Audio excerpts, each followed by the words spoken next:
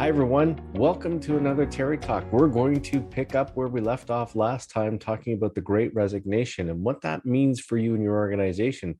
What that means is you're going to have to probably at some point in time start recruiting individuals, new talent into your organizations. Now, leaders who understand how important that is, how a bad hire can negatively impact the bottom line, how a bad hire can impact the employer brand, or how a bad hire can impact the consumer brand. Those are well enlightened, well informed managers and leaders.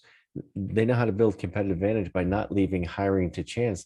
Far too often, we're leaving this to chance. Just the other day, a candidate of ours went to an interview. It was over an hour. The person interviewing him asked a bunch of questions about his resume and basically a brief history of time. Never got to talk about his most recent role, which is probably the most relevant role to what they were hiring for. Talked about things 20 years ago. How's that relevant? Sadly, that's really not that uncommon. Hiring is a huge investment. We've talked about this before in other Terry Talks. We're not great at making these kinds of investments. We leave it to chance an awful lot of the time, including buying a house. We've talked about that before. 5 minutes in a house, turn on a tap, make sure the windows are working.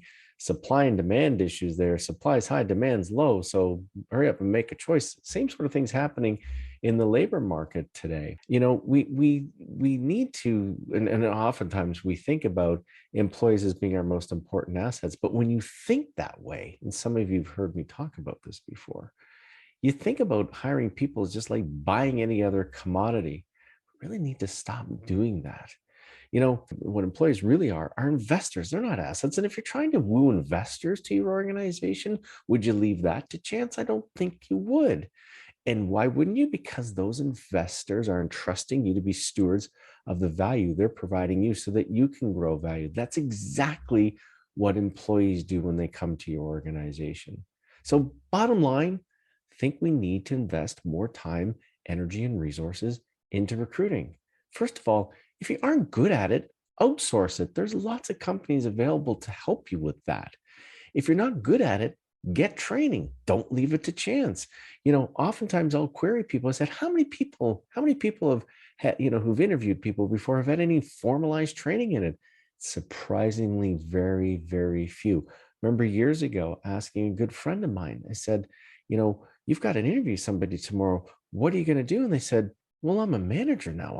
I know what to do. I was like, oh, right. Because you've got the title that DNA instantly makes you eminently qualified to interview people. When was the last time your company or yourself invested in training on how to become a better interviewer, how to interview properly? Better yet, just vet candidates properly. Also, do you assess the managers in your organizations who are good at recruiting, who have a good track record, or do you keep putting the same people forward simply because that potential new employee might report to them?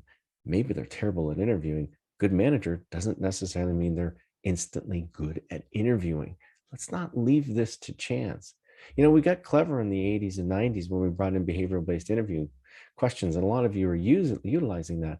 But that limits us to just the candidate. What about the organizational context, the organization as a whole? Are we looking at fit? I think we need to change it up a little bit too, maybe. We're all like little trained seals at SeaWorld with the red ball on the end of our nose and, our little flappers going here, put out a job ad, take in resumes, interview, rinse, repeat. Let's change it up. There's no universal rule that says we have to interview people. I think we can look differently at those sorts of things. Remember, today employees have power and they are super prepared. They're kind of like actors on a stage, maybe not their true selves. Resumes don't necessarily equate to how well somebody does in an interview, and how somebody does an interview doesn't equate to how strong what the resume is. So be careful about that. Remember, employees today are pickier. They're driven by things like purpose. So you need to be prepared to talk about that.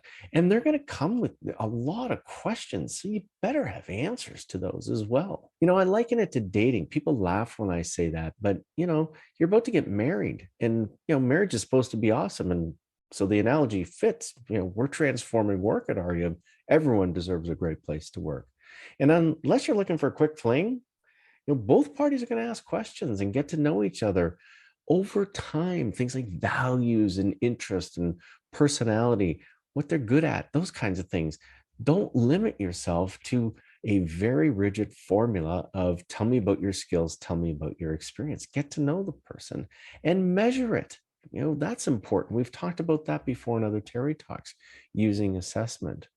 I'm going to take us back to 1989 for half a second. Ron Willingham wrote a great book called Integrity Selling.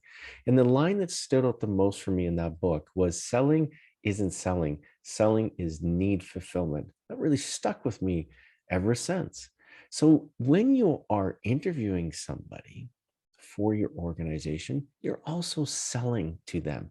You're selling them in the idea of joining your organization and how awesome that should be. So you need to understand what their needs are. It's not just about you. There's lots of information available for candidates out there. Get it. Networking, online, references, good assessment. We've talked about that before. Google them, right? Check their socials, find out, get to know these people before they even show up. You do it if you were dating. Okay. Now, if you really want some great help on this, my friend and colleague Simon Parkin from the talent company, our partner and Career Partners International out of Toronto, wrote a great book called Hiring Right. You check it out, some great tips in there. Love to hear your comments on this. This is a great topic right now. Throw us some comments down below, and we'd love to hear more about you. Next Terry Talk, we're going to pick this up and talk about how you build your pipeline for talent. So stay tuned for that. That's coming up really, really soon. Talk to you soon.